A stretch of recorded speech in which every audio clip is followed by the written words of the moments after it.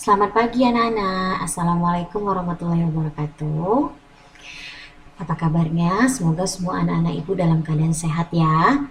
Nah, kembali lagi bersama ibu, Bu Haprila Putri Giantama SPD, dan kita masih di pelajaran otomatisasi tata kelola kepegawaian. Di pagi hari ini, di pertemuan kelima, sebelum kita memulai pembelajaran kita, ada baiknya kita berdoa menurut agama dan kepercayaan kita masing-masing. Berdoa dimulai. Berdoa selesai. Oke ya, langsung saja kita mulai. Nah, materi bab 4 ini masih tentang membahas tentang perencanaan kebutuhan pegawai. Adapun kompetensi dasarnya yaitu menerapkan perencanaan kebutuhan pegawai, menyusun perencanaan kebutuhan pegawai. Adapun tujuan pembelajarannya, yang pertama adalah menguraikan prinsip-prinsip penyusunan formasi pegawai, lalu yang kedua mengidentifikasi sistem penyusunan formasi, dan yang ketiga menjelaskan proses penyusunan formasi. Nah, pertemuan kelima ini adalah lanjutan dari pertemuan keempat. Kita lanjut aja langsung ke subbab selanjutnya, yaitu subbab E tentang sistem penyusunan formasi. Jadi dalam menentukan formasi, pada umumnya itu ada dua sistem yang biasanya dipakai. Yang pertama adalah sistem sama. Sistem sama ini adalah sistem yang menentukan jumlah dan kualitas yang sama bagi setiap unit organisasi, dan tidak memperhatikan beban kecil besar kerjanya suatu beban kerja. Jadi sistem ini biasanya itu udah digunakan pada organisasi yang sudah memiliki standarisasi. Jadi sistem sama ini sistem yang semuanya itu sudah ditentukan besar kecilnya. Yang kedua ada sistem ruang lingkup. Sistem ruang lingkup ini adalah suatu sistem yang menentukan jumlah dan kualitas pegawai yang didasarkan pada jenis, sifat, dan beban kerja yang dipikul pada suatu organisasi. Jadi walaupun tingkat satuan organisasi ini sama, tetapi kalau beban kerjanya berlainan, maka berlainan pula lah jumlah pegawai yang ditentukan bagi masing-masing unit organisasi. Selanjutnya penyusunan formasi. Jadi berdasarkan Peraturan Pemerintah Nomor 11 Tahun 2017 itu ada beberapa hal yang harus diperhatikan dalam menyusun formasi. Yang pertama, penyusunan dan penetapan kebutuhan jumlah dan jenis jabatan PNS ini dilakukan sesuai dengan siklus anggaran. Yang kedua, setiap instansi pemerintah wajib menyusun kebutuhan jumlah dan jenis jabatan PNS berdasarkan analisis jabatan dan analisis beban kerja. Yang ketiga, penyusunan kebutuhan jumlah dan jenis PNS ini dilakukan untuk jangka waktu 5 tahun. Nah, 5 tahun ini tadi diperinci 1 tahunnya itu berdasarkan prioritas kebutuhan. Jadi kebutuhan jumlah dan jenis jabatan PNS itu meliputi yang pertama itu ada jabatan administrasi atau pengawas. Yang kedua itu jabatan fungsional. Jadi jabatan fungsional ini terbagi lagi menjadi jabatan fungsional keahlian, jabatan fungsional keterampilan. Lalu yang ketiga itu ada jabatan pimpinan tinggi.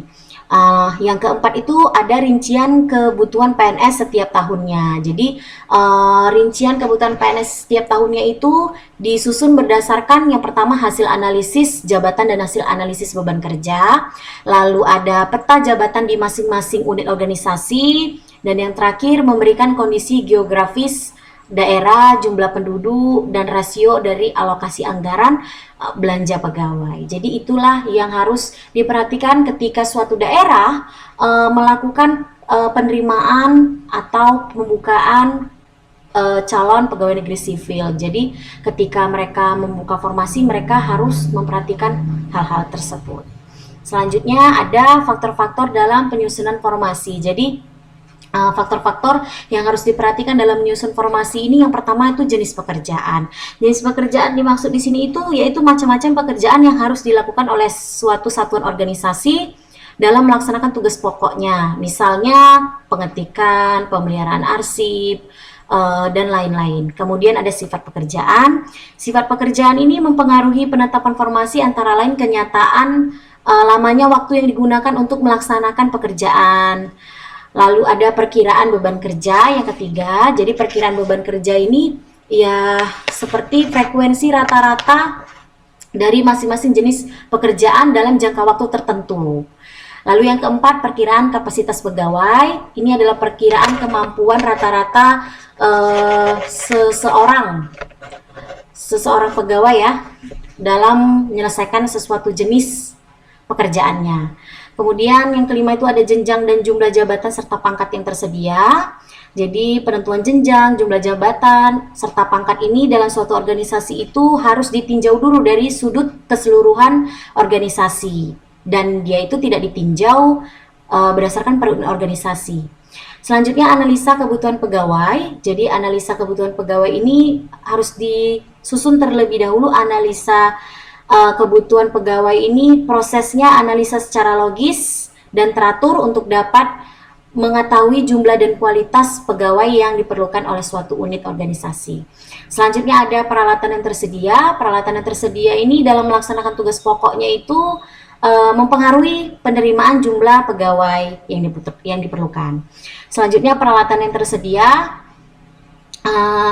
Setelah itu ada kebijakan pelaksanaan pekerjaan. Dan yang terakhir, kemampuan keuangan negara atau daerah. Jadi dalam menetapkan formasi, faktor kemampuan keuangan negara atau daerah ini merupakan faktor penting yang harus selalu diperhatikan. Karena meskipun formasi telah disusun secara rasional berdasarkan hasil jabatan dan analisis kebutuhan, tapi kalau suatu daerah secara realistisnya tidak memiliki kemampuan keuangan, maka ya kita harus sesuaikan dengan kemampuan anggaran yang tersedia. Lalu selanjutnya itu dokumen perencanaan kebutuhan pegawai. Jadi jenis-jenis dokumen perencanaan kebutuhan pegawai ini yang pertama ada hasil analisis jabatan dan hasil analisis beban kerja. Lalu peta jabatan masing-masing organisasi dan yang terakhir ada formasi pegawai. Adapun dokumen-dokumen tersebut itu akan digunakan sebagai dokumen dalam pengadaan pegawai. Nah, demikianlah pelajaran kita hari ini. Ibu harap kalian semua mengerti. Sebelum kita mengakhiri pelajaran kita, ada baiknya kita berdoa menurut ajaran agama kita masing-masing. Berdoa dimulai. Berdoa selesai. Terima kasih anak-anak ibu telah menonton video ini dan di pertemuan kita yang kelima. Semoga video pembelajaran ini bermanfaat buat kalian. Ibu harap kalian tetap kerjakan tugasnya, tetap belajar, dan tetap semangat. Assalamualaikum warahmatullahi wabarakatuh. Selamat pagi.